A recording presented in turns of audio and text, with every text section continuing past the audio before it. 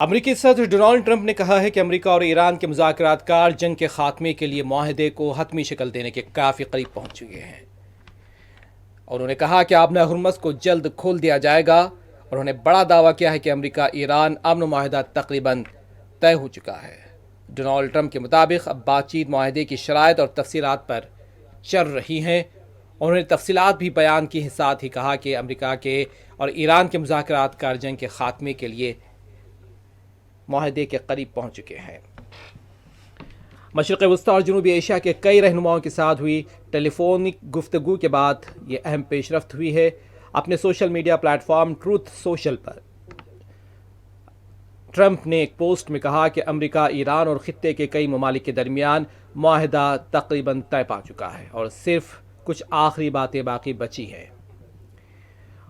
انہوں نے لکھا کہ میں وائٹ ہاؤس کے اوول آفس میں ہوں، جہاں ابھی ہماری سعودی عرب کے شہزادہ محمد بن سلمان آل سعود، متحدہ عرب امارات کے محمد بن زاید النہیان، قطر کے امیر تمیم بن حمد بن خلیفۃ الثانی اور وزیر اعظم محمد بن عبد الرحمن بن جاسم بن جابر الثانی، پاکستان کے عاصم منیر احمد شاہ اور ترکیہ کے صدر اردوغان اور مصر کے صدر عبدالفتح السیسی کے علاوہ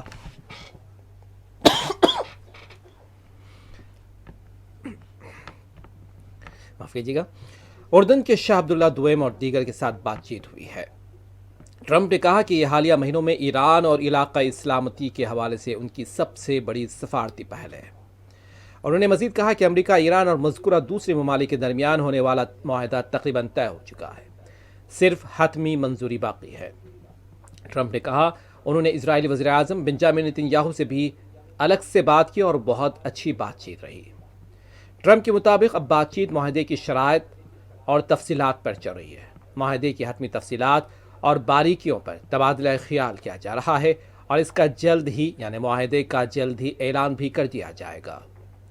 ٹرمپ کے بیان کا سب سے اہم حصہ آبنہ ہرمز سے متعلق رہا۔ انہوں نے کہا کہ یہ ایک انتہائی اہم آبی گزرگاہ ہے جہاں سے دنیا کے بڑے حصے کا تیل گزر رہا ہے۔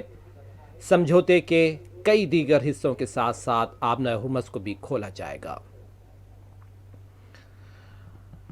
اور اس بات پر ہندوستان میں بھی گہری نظر رکھی جا رہی ہے، کیونکہ ہندوستان اپنی ضروریات کے لیے خلیجی ممالک سے بڑے پیمانے پر تیل درآمد کرتا ہے اور آبنہ ہرمز میں کشیدگی کو ہمیشہ تشویش کی نگاہ سے دیکھتا رہا ہے۔